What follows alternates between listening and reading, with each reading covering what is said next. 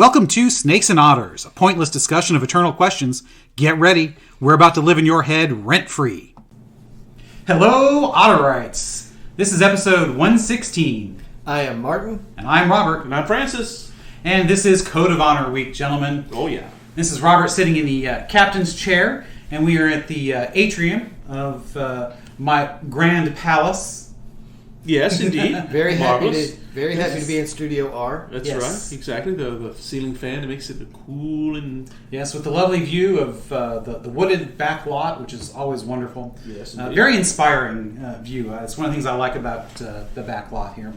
So, Code of Honor. As we said at the end of last week's history episode, Kiss My Drunk Russian Ass. Of course you're going to repeat that. Yeah, it's too good a title. It's too good a title not to use more than once. We are going to be doing quotes from Abraham Lincoln, the great man himself. This is episode 116, and he was the 16th president. So, in a way, it's kind of fortuitous. That's kind of cool. It's kind of cool. Yeah. So, Abraham Lincoln. It's better to be lucky than good. Many times. Now, if you can be both, it's even better. Oh, yes. So, Code of Honor, it's where we take our quotes from famous and not so famous people that we like because they either inspire us or have some kind of meaning for us. Right, gentlemen? Mm-hmm. Right. These are things that we like because it speaks to us in some fundamental way, is generally the way that goes for us. I will take the last quote because as the hammer, yes, I like to sum it up and somehow try and tie all three quotes together, and I never know what I'm going to do until I get to my quote. Well, not never. I have an idea sometimes. Well, you've got have a few picked out. Yeah. Today I have no freaking clue. Well, at least we have a theme this time. A lot of times we don't. Well, the theme is sometimes harder, though. They are. It does limit us a little bit, but usually we're picking something very important. We did Hemingway. My God, how many Hemingway quotes could we have picked? Lincoln's the same way. He's probably one of the most oft-quoted individuals in the entire American history. Yeah. It's for all interesting. Right reasons. He's from an era where when you wrote, which is where a lot of the stuff comes from, but not all of it. But even when you wrote your speeches, you wrote long speeches. That's right. You wrote deep. You wrote with deep meaning. Not like today, where all speeches are meant to be sound bit.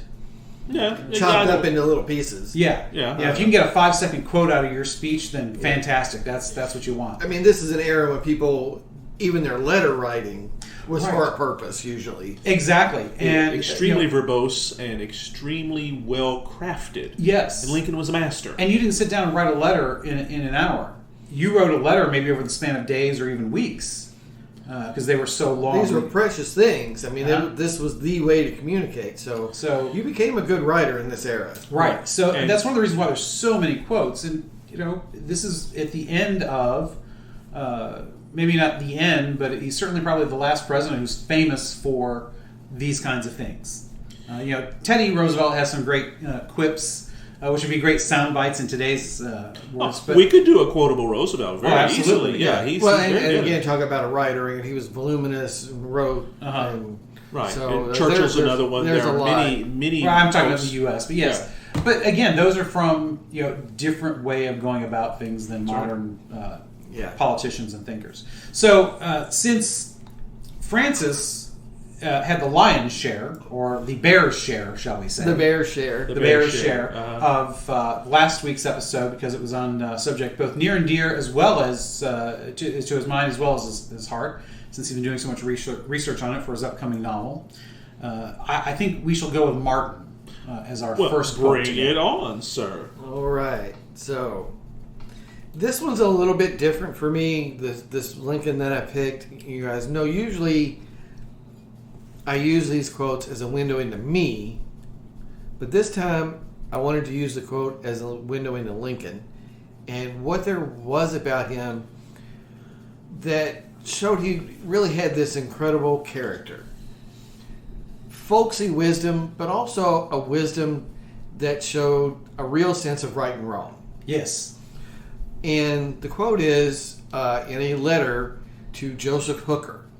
He has just appointed Hooker commander of the armies, or commander of the Army of the Potomac.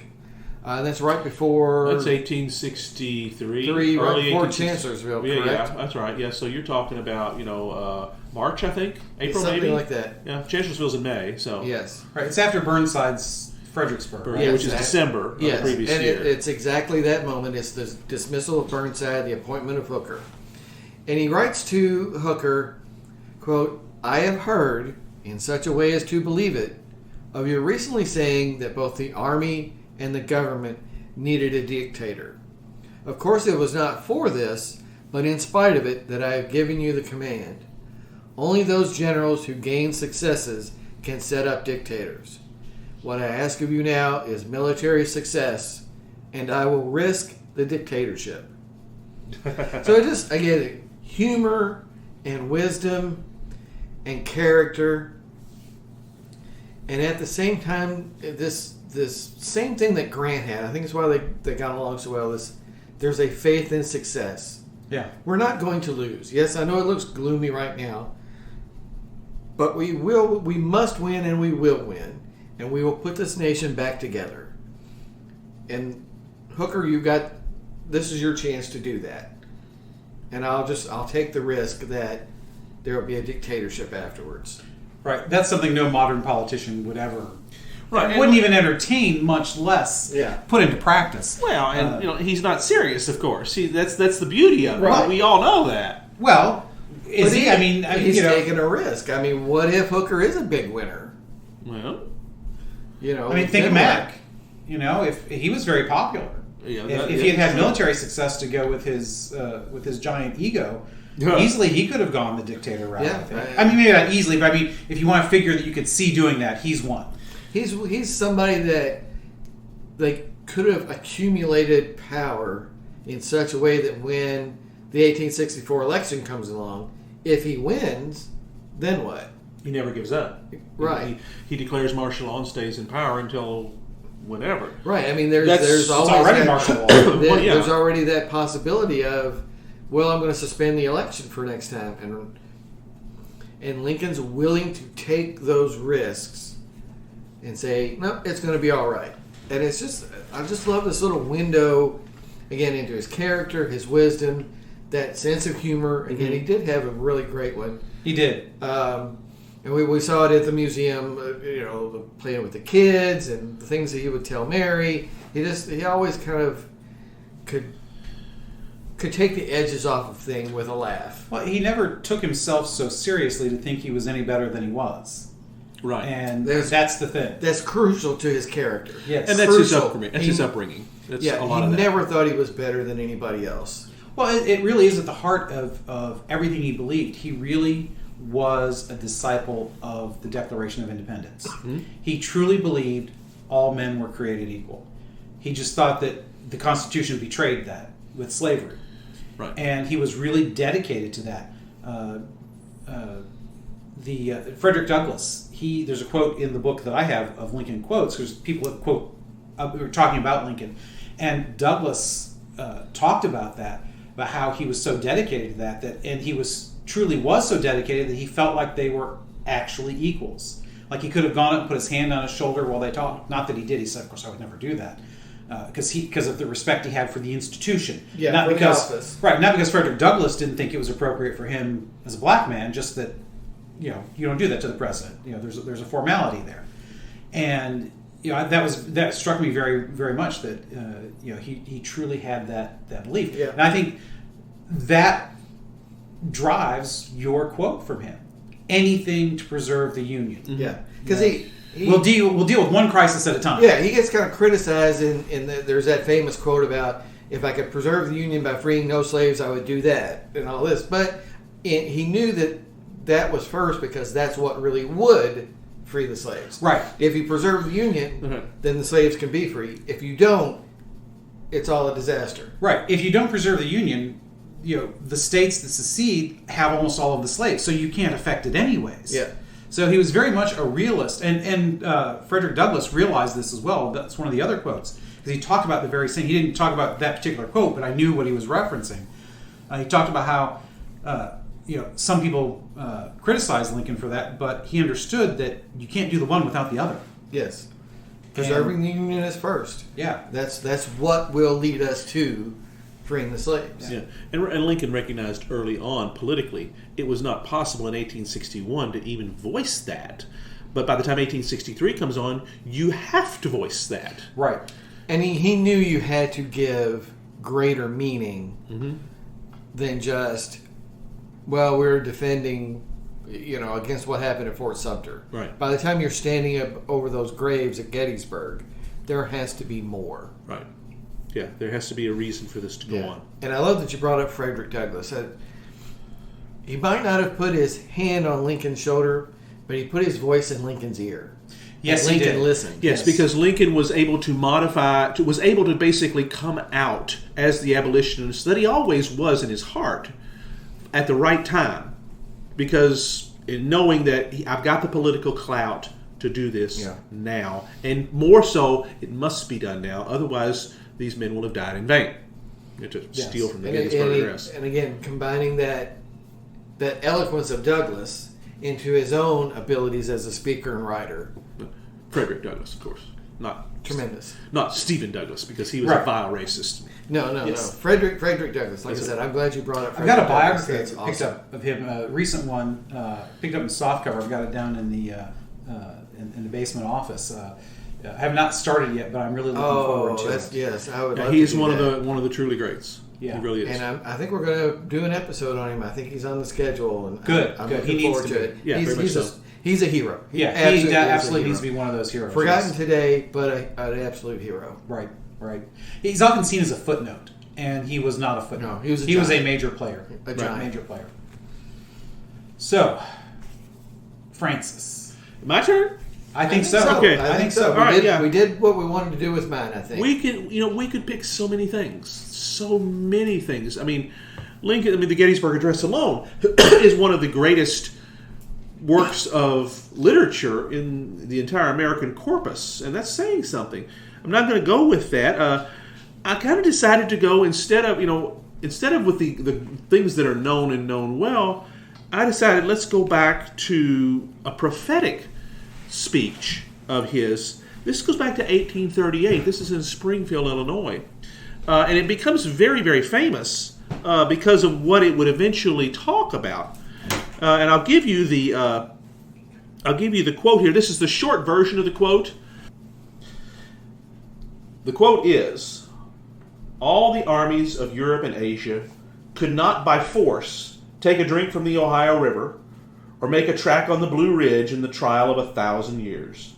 No, if destruction be our lot, we must ourselves be its author and finisher. As a nation of free men, we will live forever or die by suicide." 1838. 1838. That's wow. correct. Yeah, this is way early. Wow. And that's one of the reasons, the image that Lincoln gives of armies forcibly drinking from the Ohio River or crossing the Blue Ridge is what initially yanked me and got me in there thinking, wow, he's exactly right. That couldn't happen, could it? That's quite an image. I mean, that's, again, that oratory, that ability to paint that picture with words is pretty tremendous. And very brief. It didn't take very long to do that. It's just a couple of brief sentences, and all of a sudden you realize just exactly what we're talking about here. And he says, we couldn't be invaded by foreign armies. I mean, it's been attempted in fiction a few times, but in me, that quote always stands in the front of all that, saying, that's no way. I mean, the movie Red Dawn, for example, or The Man in the High Castle, I'm sorry, you have to suspend a huge amount of disbelief. I just don't see that happening. It's an interesting thought exercise, of course, but he's very clear.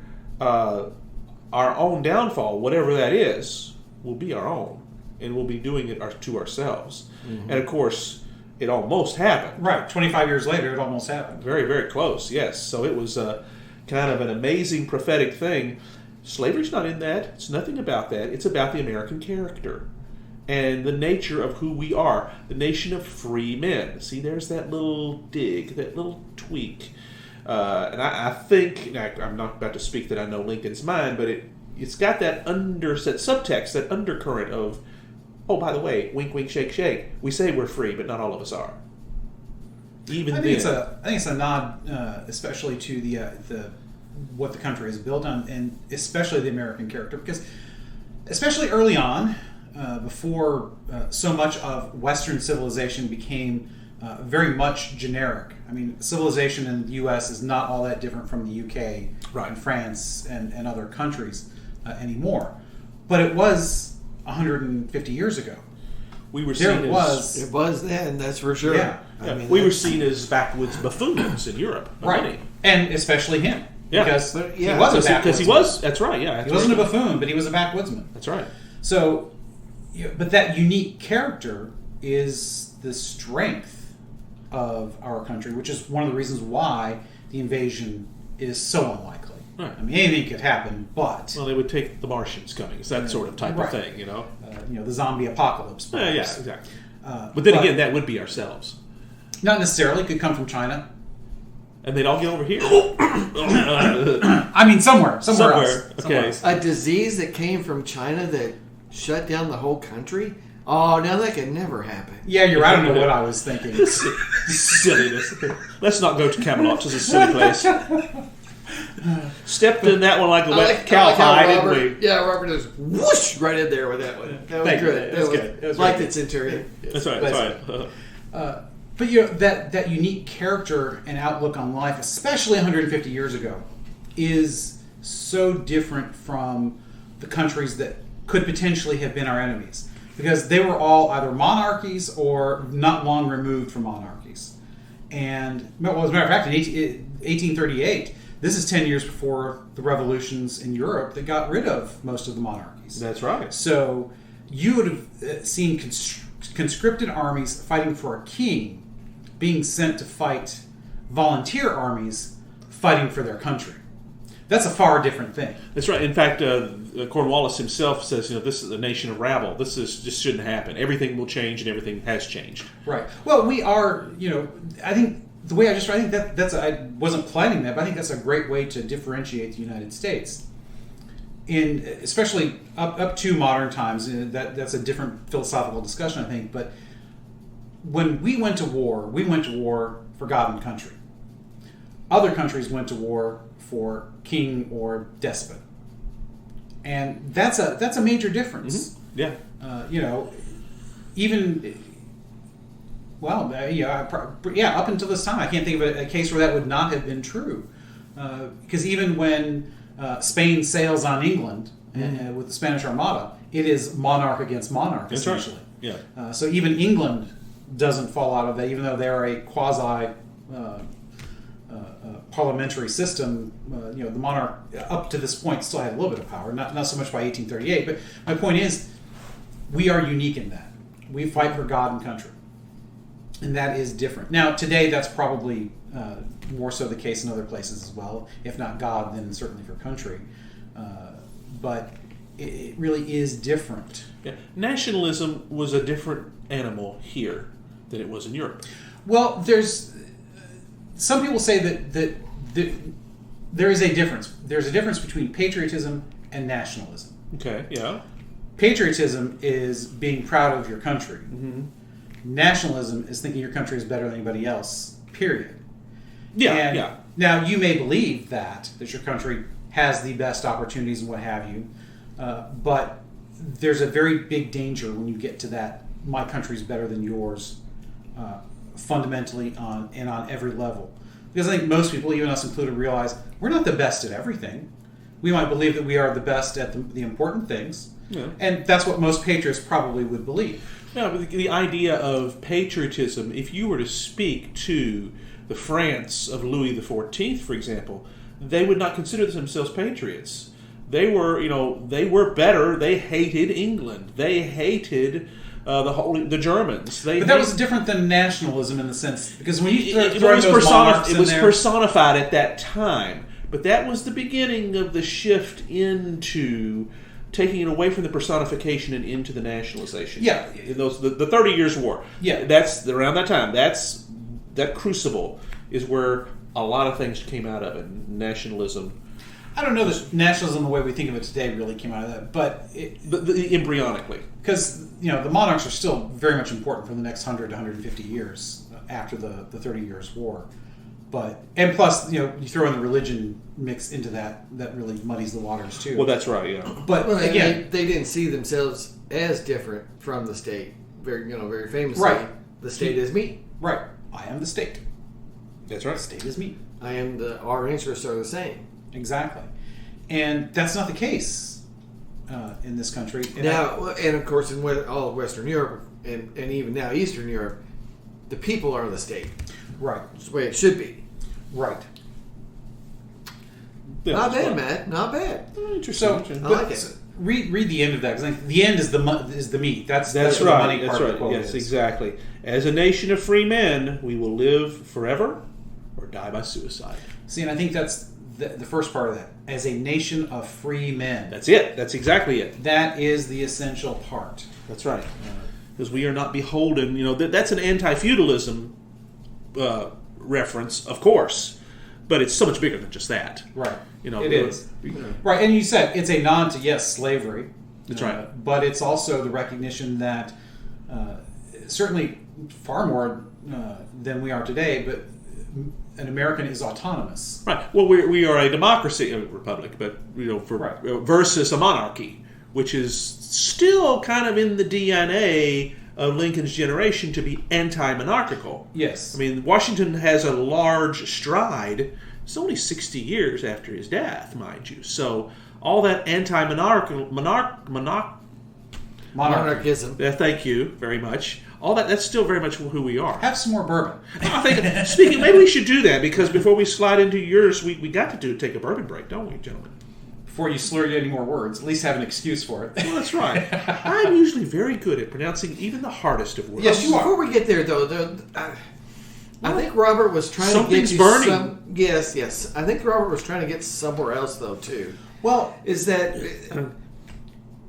as a nation of free men, we're fine, but if we hand away our freedom, woo, doggies. well, that's the path to suicide. Yeah, that's the Right, That that's is the what path to Lincoln's suicide, talking yes. about here. He's referencing the slavery issue probably overtly, but you it's brought up deeper the than word- that. Yeah, you brought up autonomous. The autonomous American who knows his or her destiny, who wants to choose a path and not be restricted and not be told by a paternalistic entity that, oh, no, you can't do that. Lincoln's literature is littered with a cornucopia of quotes that any modern libertarian would glom onto. Love them. Because they are all about... matter of fact, there's a great one that sums up the Catholic doctrine of subsidiarity and solidarity. Because he basically says, anything the people can do for themselves, they should. If they can't, they have a government that does it only because they can't do it any better than them. It does it better than they can themselves. Yeah. And that is the heart of it. And that's back to, that's his entire background. Yeah. He's self-taught. He was a self-sufficient woodsman. Yeah. He was. Yeah. And I mean, he's a lawyer that has no law degree. I mean, think about that. You can't do that today. No. I guess you could. It was common then. Yeah. Sure. Well, he studied. He knows the passing law the very bar. well. Yes. I mean, I suppose anybody could pass the bar. I guess nobody checks to see if you graduated from law school, but I don't know. Who would want to? I mean, pass the bar without going to law school is what I mean. Well, it's just my libertarian streak gets a little broader and a little broader all the time, and I love those. That then there's a ton of Lincoln to back up those kind of ideas.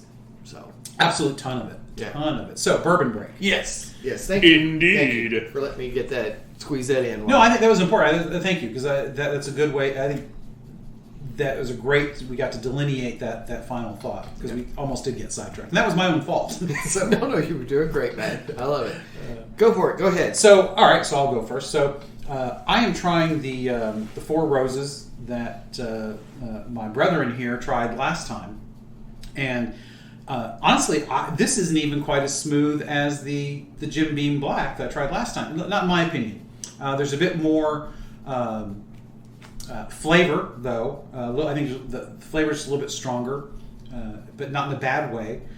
There's more. It stays with you longer in similar areas. You get a little bit in that nasal area, but you get more warmth down your throat and your esophagus with the Four Roses. So it's a longer lasting impact, which I kind of like.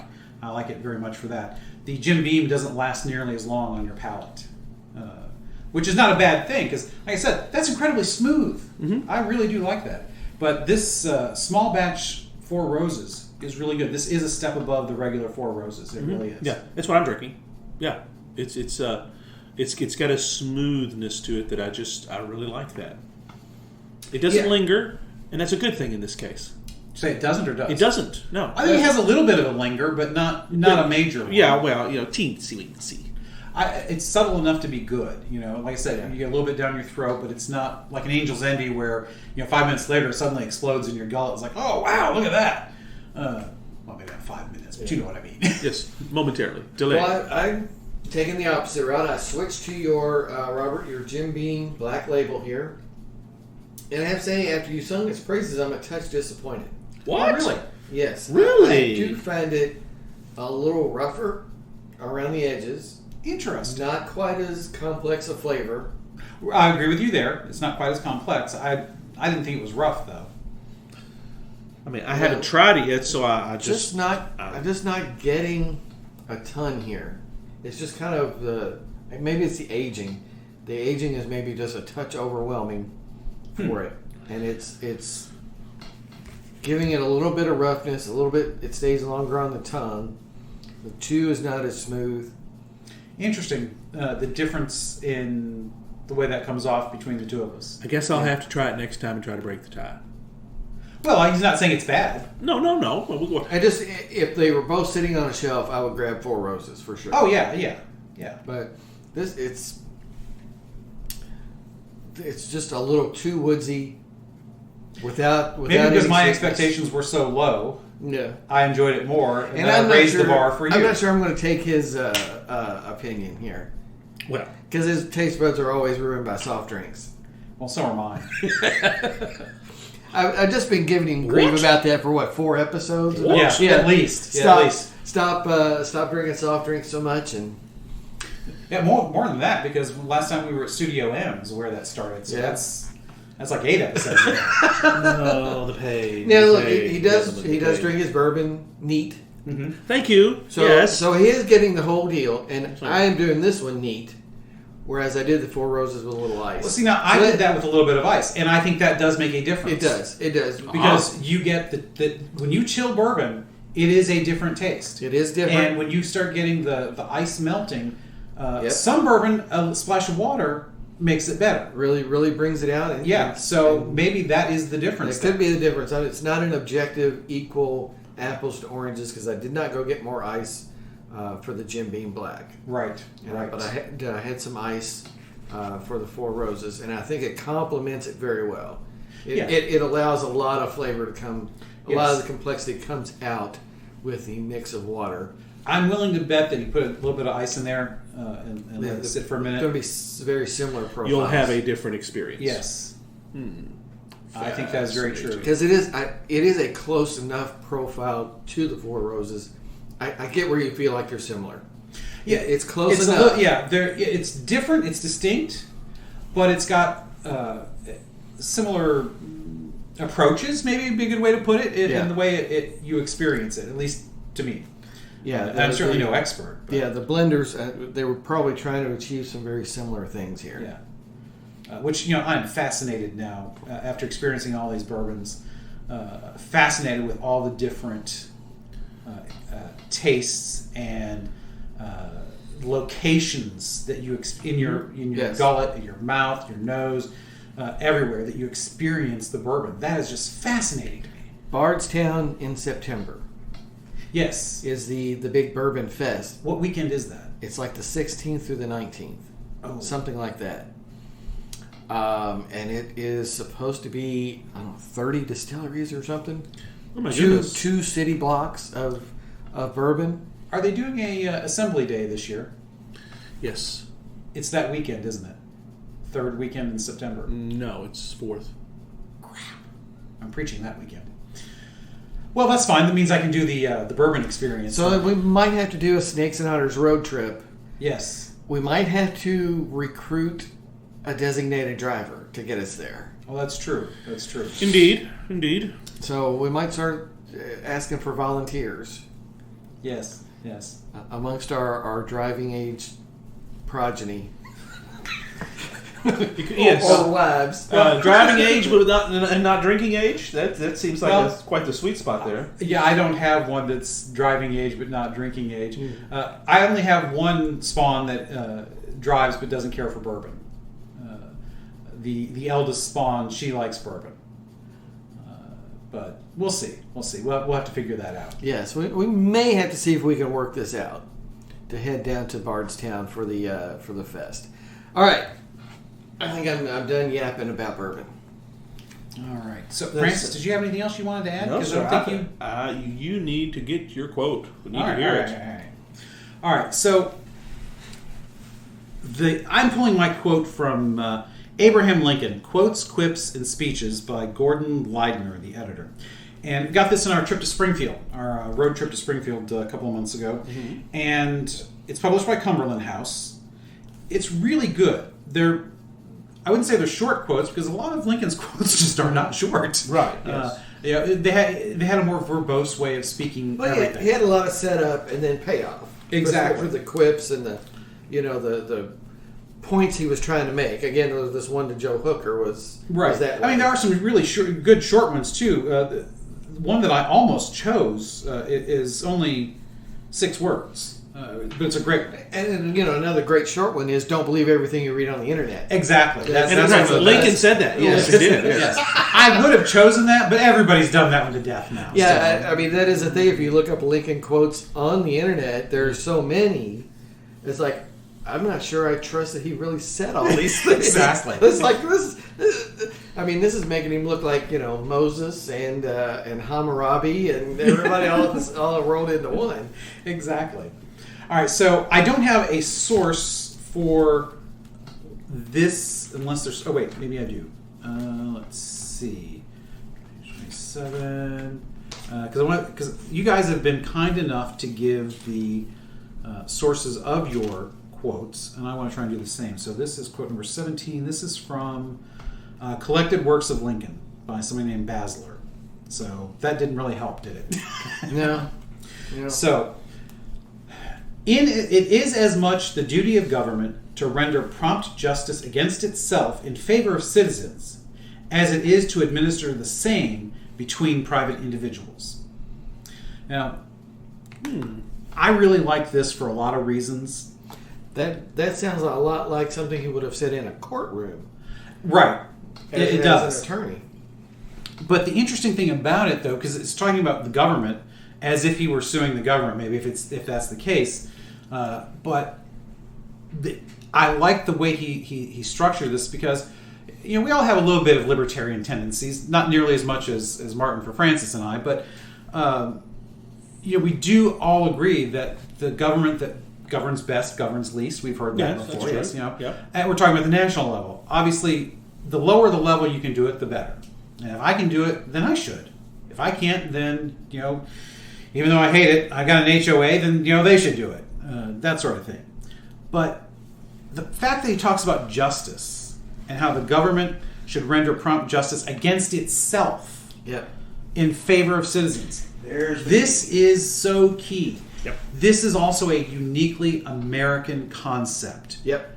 That the government could say that, you know what? You're right. We have wronged you. The government has wronged you as a citizen, and you are due redress. Mm-hmm. That is new in terms of how you govern against, or how you govern the people. And nobody in Europe would have been governing under a principle like this. And yet, if you think about it, it's built into our Constitution. Even still today, as much as you have democracy taking root across all of Europe, it's still that concept of the government could be wrong. Right. It's still very alien to politicians everywhere. Well, it's alien to politicians here as well.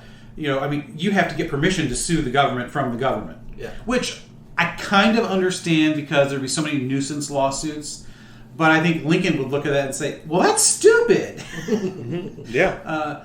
But again, being that uniquely American thing, and he puts it on the same level as administering justice between private individuals, which is one of the core things that I think far too many of our libertarian brethren forget, that there is a role of government in making sure that, for instance, contract law is honored.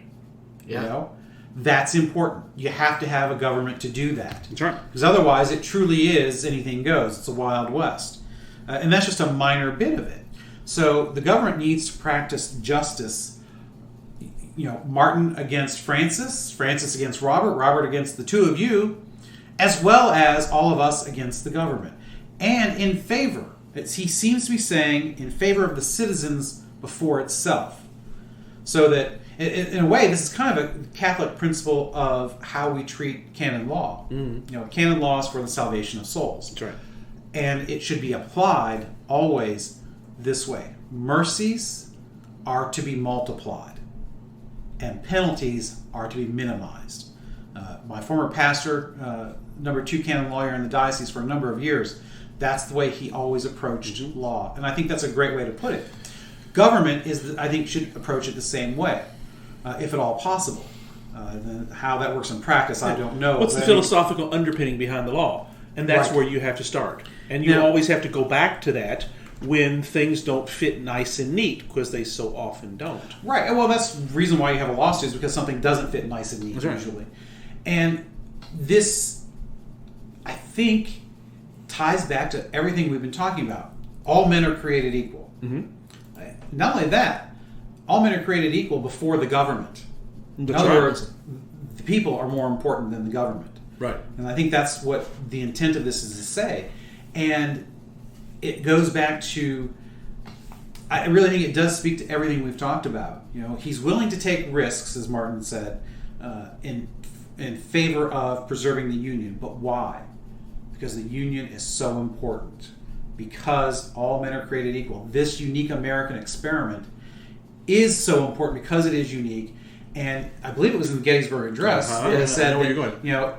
If this perishes, then it perishes everywhere. That's right. Perish from the face of the earth. Yeah, that's right. Because it was experiment's the right word. That's right. Government of the people, by the people, and for the people shall not perish from the face of the earth. That's the last use words it of as an Gettysburg experiment, and if it fails, it won't get tried again over there. Right. Not for many generations. And I think in many ways I've come to see Lincoln as the quintessential American.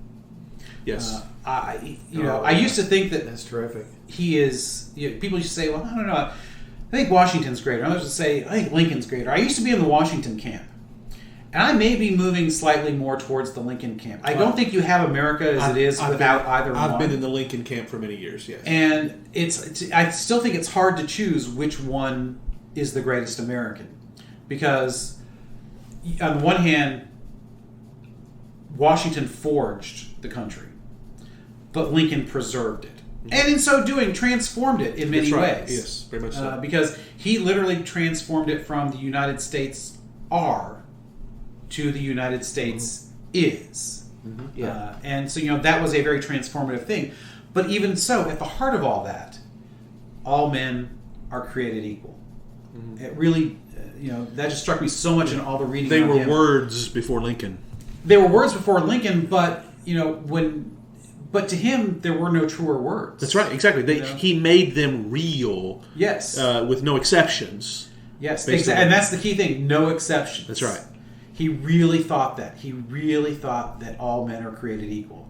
Now, he also was enough of a pragmatist to think, I think, that what you do with that is entirely up to you as well. If you, now obviously, if you're born into slavery, that is a slightly different case because you have a little bit less opportunity there. And obviously we've seen the effects of that. But I think to him, being that self-made man, I think he truly believed that all of us being equal, all of us can do whatever we set our mind to. That is quintessentially American. I think it truly is. Whereas somebody like a Washington, he's an aristocrat.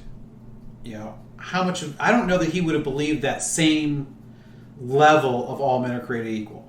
For him, it might have been more of a philosophical truism, whereas, and I don't know, I'm not saying that is. Hard to say. But considering that they all, owned slaves and compromised on slavery at the very beginning, whereas, for Lincoln, that all men are created equal is at the core of everything.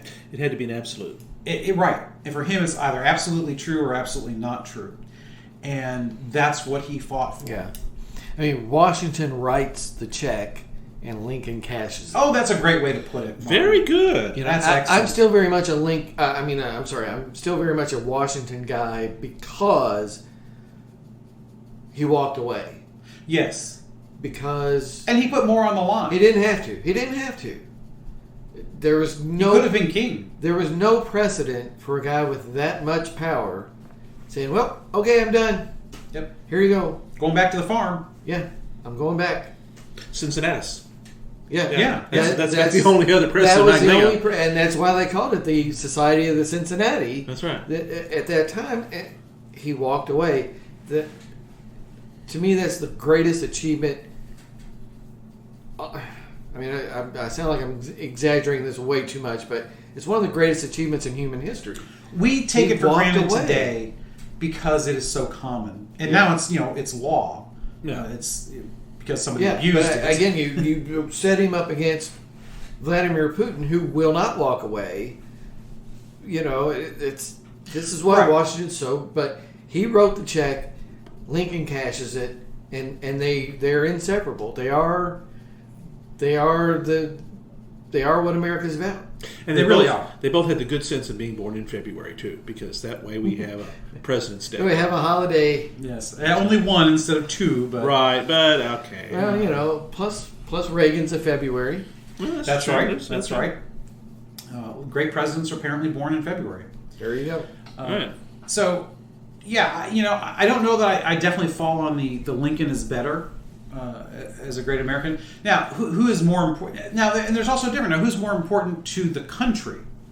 I might still fall on the Washington side of that. But as far as somebody who embodies what it means to be an American, I think I might fall on the Lincoln side of that. Yeah, That's right. It's very hard. I mean, you just can't do who's bigger deal. Right. Like I said, they're both just so important and both. Right. It's a match set. No other presidents, if they fail, destroys the country the way if these two fail. Yeah. That's right. I mean, everybody else could have been an abject failure, And we would have And survived. lots of them work. and lots of them were. Yeah. Now, maybe not every single one an absolute failure because it probably would have destroyed the country, but any one of them failed, and it doesn't destroy the country. Nowhere else were the stakes so high as they were with these Right. two. And the only three possible exceptions of potential failure destroying the country are Franklin Roosevelt, World War II, Okay, I'll give you that. John F. Kennedy with the Cuban Missile Crisis, Okay, yeah, absolutely. and Ronald Reagan you can make because that. of the end of the Cold War. Very easily, if Brezhnev, Andropov, or Chernenko had lasted long, especially Chernenko and Brezhnev, had lasted longer and had negative effects on, they decided they weren't going to go the perestroika route. That could have ended badly. Maybe not destroyed the country, but I mean, those are the ones that could have had the most calamitous results from failure. Right. And Washington and Lincoln are the only two that definitely would have destroyed the country had they failed. So Interesting. it's very Interesting difficult perspective, to pick one over the other as far as presidency. Well, it's kind of a good wrap up there, actually. I guess so. I don't know that I hammered it the way I usually do as far as tying them all together. But you're saving a few of the nails for next episode. Well, that's true. I probably am. Well, yeah, because that's what's coming up next. Because we gave 3 quotations from Lincoln, for goodness sakes. Do we really expect that in any way does justice to the man? Of course not. We've talked a lot about him. We're going to talk a whole lot more about him and what it was that he brought with him, not just his genius, not just his self-made piece, but all the big package that put it all together and saved the Union. We're going to talk all about that next episode.